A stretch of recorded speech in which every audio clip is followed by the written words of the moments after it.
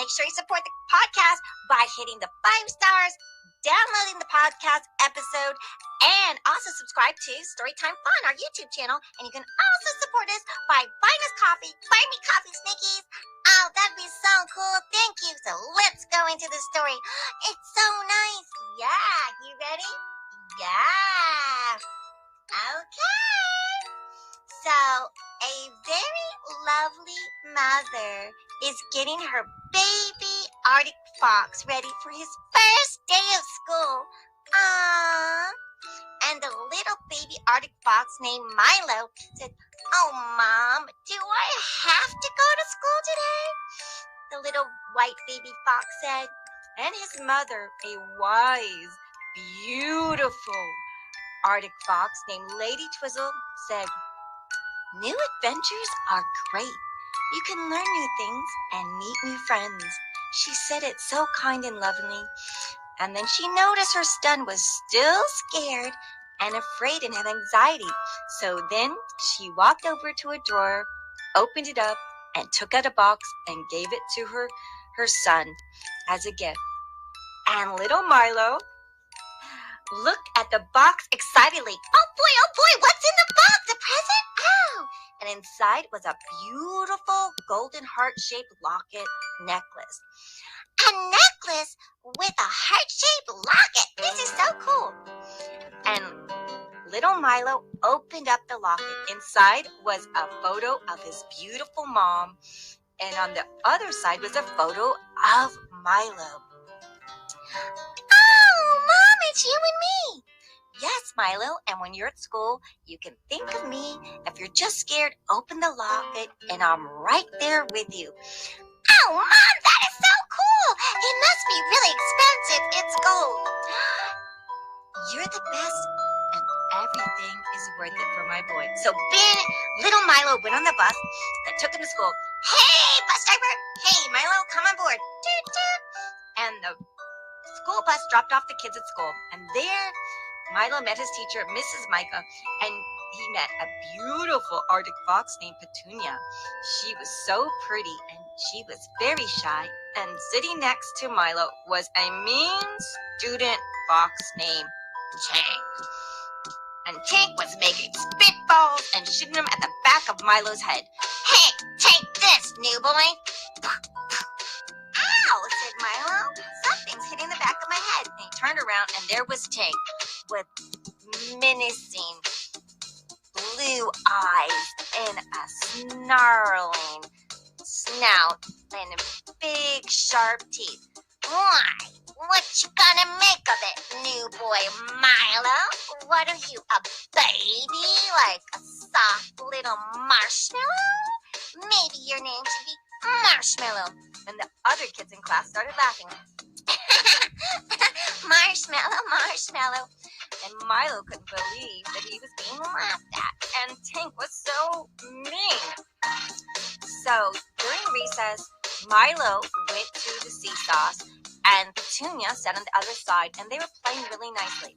Then suddenly, Tank tossed a sticky marshmallow at Milo, but it went past his head and zoom, and it smacked Petunia right in the face. "Oh, what's this? Sticky marshmallow. Oh." So Petunia had to leave to clean up her face. Then Tank sat on the seesaw. "Hey, baby marshmallow boy, take this." And Tank sat on the seesaw, and whoosh, whoosh, up in the air flew Milo off the seesaw, and then he landed upside down in the sandbox.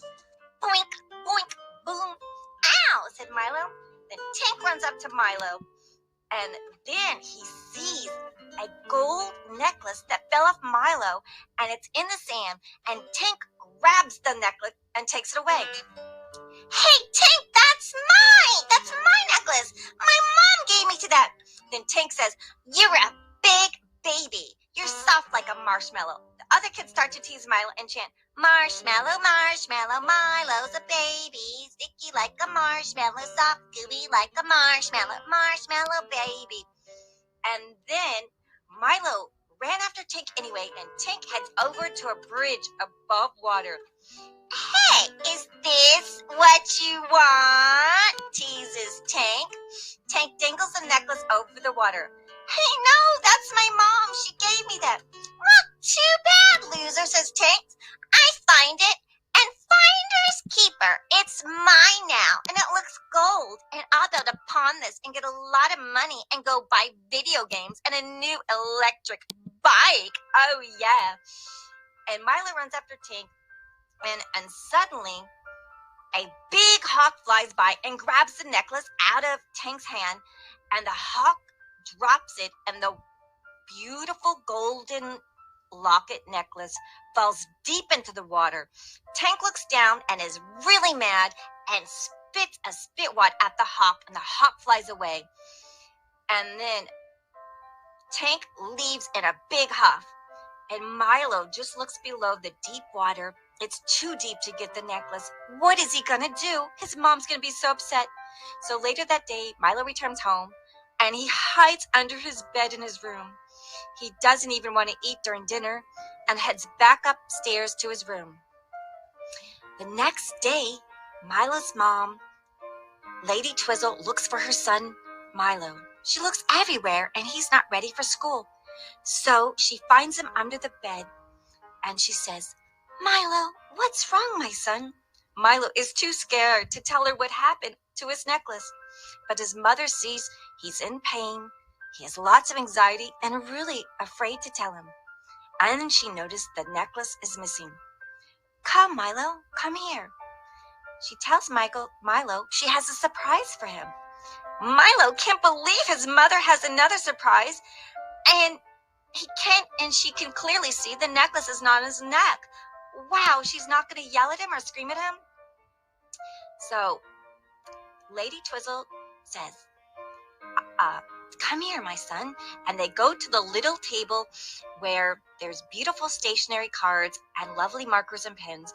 And they sit down, and Lady Twizzell draws a beautiful card and writes a lovely poem. To my son, who is wise and sweet, you are smart and kind. You are the joy that shines bright in my life. I love you dearly, Mom.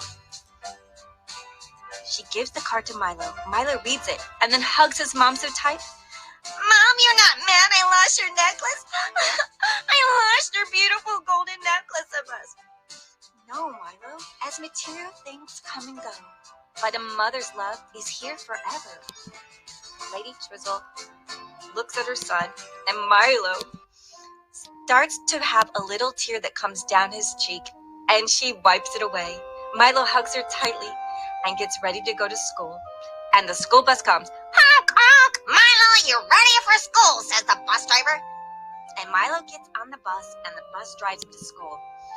There at school, Milo goes to his class, and he sits next to Petunia. And Petunia looks at him and smiles. Tink sees Petunia smiling at Milo and is jealous. Hey, she was my girl, and now Petunia's smiling at Milo. He flicks Milo in the back of his head with his paw. Flick, boop, boop, click. Their teacher, Michael, looks around, but she didn't see Tink hit Milo. The class is dismissed for lunch, and Milo sits at the lunch table. And inside his lunchbox is a tuna sandwich, apple, corn chips, and a brownie. And Milo is about to take a bite of his delicious sandwich because he is hungry now. We didn't eat very much the day before. Tink comes up. Hey, Milo, I think that's my sandwich. Yeah, thanks so much for bringing it to me. And he grabs Milo's tuna sandwich right off his hand. You got a problem, Marshmallow? As Milo looks at him. Milo knows Tink is bigger and he can't say anything. He is clearly upset. So he just sits there and watches Tink eat a sandwich. Milo is stressed and takes out his mom's card and reads it. And remembers his mom's words to him, being wise. So he starts to read it and then Tink goes, What's that, little marshmallow baby? And he grabs Milo's letter and reads it. What a baby! Has to bring a letter from his mama. Wah, wah. Can't go anywhere without your mama. Wow. And everyone in the lunchroom starts laughing. And Tink rips up his mother's letter into pieces. And they start laughing. What a baby. But the school kids are too scared of Tink, so they don't say anything. Petunia comes up and sits next to Milo. She gives him half of her peanut butter jelly sandwich. But Milo is so sad, and isn't hungry. She says, "Come on, Milo. Just a little bite. Just a little bite." And Milo's stomach growled, rumble, rumble. So he took a little bite, and Petunia smiled at him, and Milo smiled back. And later that day, Milo goes home, and he goes upstairs and goes under his bed again, hiding. And his mom, Lady Twizzell, looks for him. She sees something is wrong, and she lifts the covers from under the bed and looks under there, and Milo's little eyes looks at her, and she looks at him. "Milo, anything happened at school today?" she says. Milo looks at her and says, "My letter, Mom. The bully at school ripped it up into pieces, and it was your beautiful letter to me, and I ruined it. I let him ruin it, and it's no more." And Lady Twizzell tells her son to come out from under the bed and come sit on a chair. "Come, my son." She tells him that her words can never be erased or ripped up. Words from a mother are lasting. They withstand the test of time. Once a mother tells her child she loves him, that is forever, and no one can ever erase that. Milo smiles, understanding that her words aren't really ripped up. Then she sings him a beautiful song. "My beautiful white Arctic boy, Milo, you are handsome like your father, the hunter, and you are fast like the wind, fast like the wind. You are fast like the wind, and you have courage, and you are brave. You are my bright star. You are my bright star, my brightest star. You are my happiness and joy, my happiness and joy." Milo really didn't understand what she meant by being brave. "Oh, but Mom, I wasn't brave. The bully took all my things and destroyed them." And Milo's mom says, "You are brave to ignore a bully, because it's not wise to fight a bully. Nothing a bully can say or do will ever make you less of you. And you are my wise, dear boy." Milo starts to understand some of the words in her songs, and then Lady Twizzell tells him she has another gift. "I have another gift for you, Milo, and it's magical." "What, Mom? You have another gift? But I lost 2 of your gifts." "Don't worry, my son. This one is a secret gift, and you just have to believe, and your gift will always be there." She goes, "It's magical, and I have to believe?" "Oh, yes, Milo." She takes out her paw finger and draws an imaginary necklace around his neck and makes a little heart in the shape of a locket. "You see, this necklace is special. It's between you and me. No one can see it, so no one can ever take it away from you. You're the only one can see it. You just have to believe, and your locket is always with you." "Oh, Mom, this is the best gift in the whole wide world. A magical necklace that no one can see but me. Oh, I feel it. I feel it. I feel my beautiful heart locket is with me. Oh, Mother." And Milo smiles and hugs his mother. The next day, Milo goes to school, and Micah's teacher tells everyone to come up and introduce himself. "Okay, kids? Well, hello. I want everyone to say hello. We have a beautiful new pups full of new kids. It's going to be a wonderful year. Petunia, would you like to go first?" said Micah.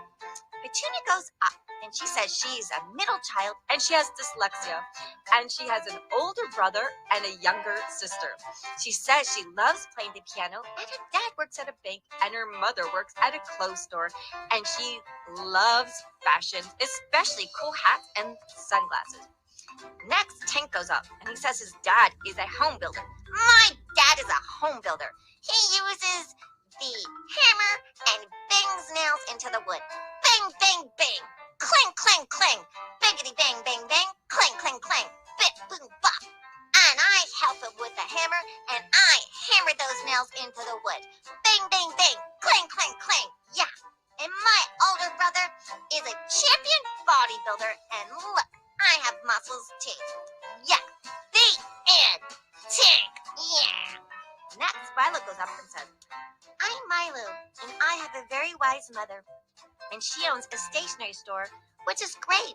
You can write beautiful notes to your friends and family as a great way to express yourself and tell someone you love them or you care about them or even to thank them. Like, here's a card for you, Miss Micah. Thank you for being my teacher. Oh, brother, what a kisser, says Tank in a gruff. Tank makes fun of Milo the entire time he's talking. But Milo remembers his invisible necklace and doesn't let Tank interfere with his speech. Everyone claps when Milo is finished. Great speech, Milo! Yeah, that's so cool. I want an invisible necklace. Me too, me too. I want some stationery to thank my mom. Yeah. Petunia goes, oh, I loved your speech. Milo is so great. And everyone was happy, but Tink was mad. Milo's getting attention. What?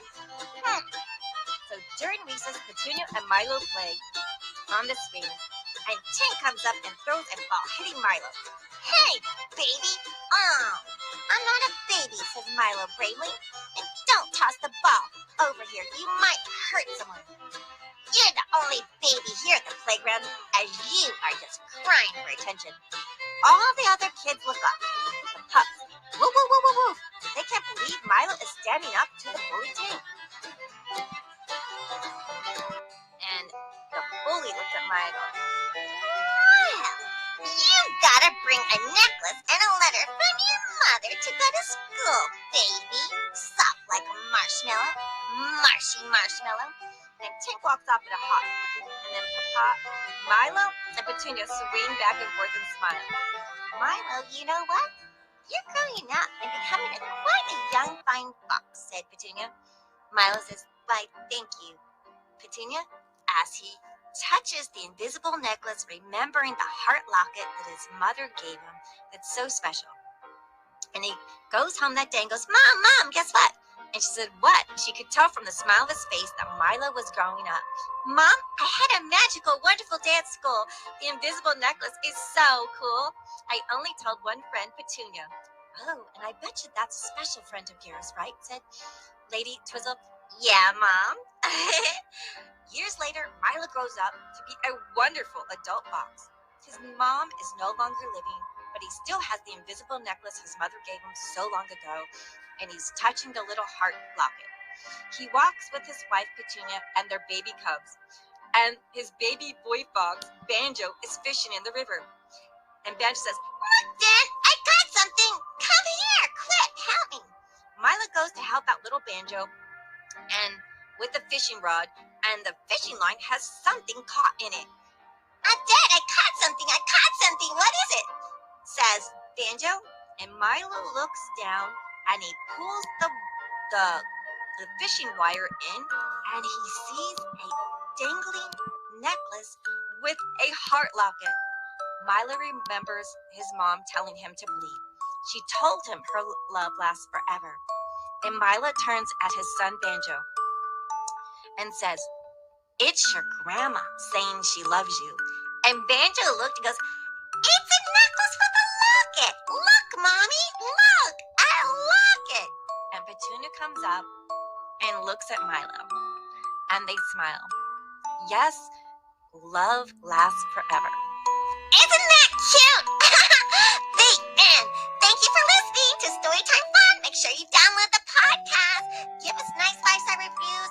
And if you'd like to support the podcast, subscribe to our YouTube channel, Storytime Fun. Or check out some of our books in the summary below. And thank you for making us a top 1% global kids podcast, hitting #1 in almost every country around the world. We love you and thank you. The end. Your friends, Sir Herbert Sneakies, Lady Twizzell, and Marilyn A. Bear.